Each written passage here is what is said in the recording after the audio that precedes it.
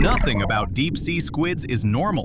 One of them leaves the water completely, 30 meters through open air, just to escape what's hunting below the surface.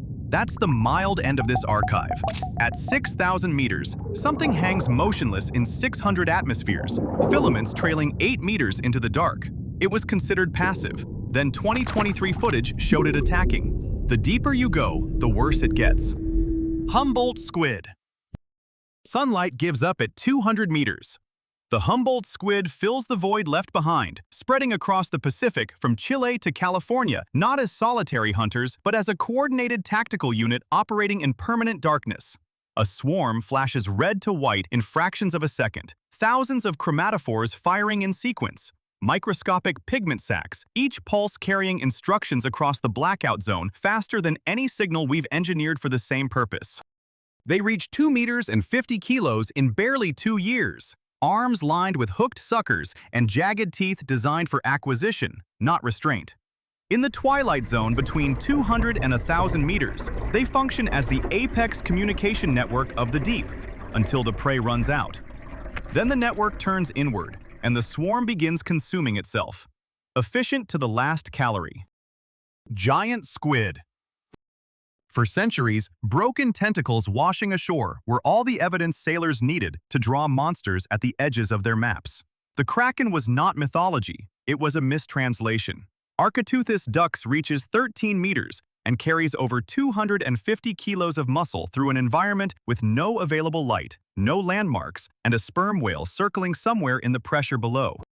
The solution evolution landed on is almost absurdly direct. Scale the eye until it captures what a smaller one cannot. At nearly 30 centimeters across, these are the largest optical organs of any living animal. Not built for resolution, but calibrated to detect a single specific wavelength of blue light produced when a massive whale displaces bioluminescent plankton. It reads the ghost of movement before the source arrives. When the geometry closes, 2 feeding tentacles extend and strike, the whole sequence over before the target registers what changed. Vampire squid. Between 600 and 900 meters down, oxygen levels drop low enough to suffocate most predators outright. Vampiroteuthis infernalis settled here permanently, not despite the conditions but because of them. The death zone doubles as a sanctuary from anything fast enough to be dangerous. It drifts through this chemical desert at a metabolic rate barely above suspension, feeding on marine snow, the slow rain of dead tissue and organic debris falling from the productive layers above. Not a predator, a patient collector. The name comes from the dark red skin and the webbing connecting its arms like a folded cape, which is accurate as far as appearances go. When threatened, it inverts that canopy over its own body, exposing rows of spike-like cirri, and if the attacker persists, it releases a cloud of bioluminescent mucus that adheres to skin and glows, tagging the predator as a visible target for everything else hunting in the dark, while the vampire slips back into the oxygen minimum and disappears. Colossal squid. The Southern Ocean beneath Antarctica is where the scale resets entirely. Onychoteuthis hamiltoni reaches 10 meters and pushes 500 kilos, the heaviest invertebrate on the planet. And it did not get there by avoiding sperm whales. It got there by not treating them as a threat worth evading. When a whale dives to feed at 3,000 meters, the colossal does not scatter. It locks its free swiveling chitin hooks into the whale's blubber and holds. A slow-motion kinetic war playing out in absolute darkness with no witnesses except the pressure itself. The evidence surfaces on the whales. Circular, gouged scars covering their skin, each one a forensic record of something that refused to let go. Everything about its construction reflects that logic. A beak capable of shearing through solid bone, hooks that rotate independently to maintain grip regardless of angle, cold metabolism that runs the entire system on minimal oxygen for hours at depth. Built for endurance, not escape. One squid in this archive takes the opposite approach and leaves the ocean entirely. Dana Strobe squid. At 1,000 meters, the ocean is a pressure-locked void where every organism has spent millions of years evolving toward invisibility. Smaller profiles, softer bioluminescence, bodies calibrated to generate as little visual signal as possible. The Dana octopus squid ignored all of it. Each of its arms terminates in a large photophore, a biological chemical reactor that mixes luciferin with oxygen to produce cold light. No heat loss, no energy waste, a burst of pure luminescence bright enough to instantly overload the optic nerves of any predator adapted to zero light conditions. It doesn't wait for an ambush opportunity, it creates one, firing these organs in rapid succession until the target is neurologically paralyzed by sensory shock, then closing the distance in the half-second window before anything recovers.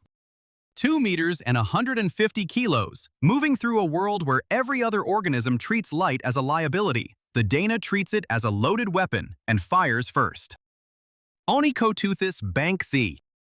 Dolphins and tuna hunt at the surface with relentless kinetic force, fast enough to run down anything that tries to outswim them through water. Onychoteuthis banksii doesn't try. When pursuit closes in, it hyper-pressurizes its mantle cavity and blasts a water jet powerful enough to break surface tension and launch its entire body into the atmosphere, spreading its lateral fins and flattening its tentacles into a biological airfoil that carries it 30 meters through open air at speeds exceeding 10 meters per second. A marine invertebrate, gliding. The predators below lose sonar contact, lose visual lock, lose the target entirely to a medium they cannot follow into. What returns to the water 30 meters away bears no physical relationship to the trajectory they were tracking. It doesn't outmuscle the pursuit. It simply exits the problem and re-enters somewhere else. A solution so improbable, it took researchers years to accept the footage as unmanipulated. What follows doesn't leave the water. It barely moves at all.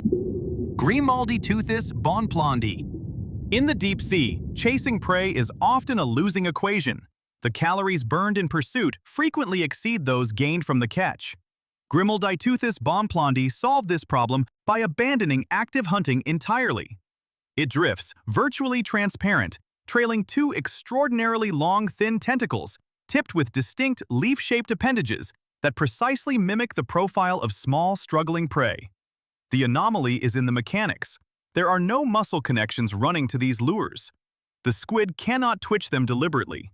Instead, the subtle motion of its own fins generates microcurrents that transmit a harmonic vibration down the full length of the tentacles, and the lures flutter on their own, autonomous, continuous, requiring nothing from the animal attached to them. A predator closes in on what appears to be an easy target and swims directly into range. The squid that built this trap expended almost no energy constructing it and none maintaining it. Passive architecture, running indefinitely on the physics of water movement. Magnapinna Squid. At 6,000 meters, water pressure exceeds 600 atmospheres, enough to crush any unprotected airspace, collapse any rigid structure, and most biological systems before they register the depth. The Magnapinna squid hangs here motionless, a central body roughly the size of a human torso suspended by an oversized set of fins, all appendages extending horizontally before dropping at a rigid 90-degree angle. Biological elbows, a structural feature found nowhere else in cephalopod taxonomy. From those elbows, adhesive filaments trail up to 8 meters into the darkness below, covering a spatial volume no active predator could patrol without burning more energy than the deep sea can provide.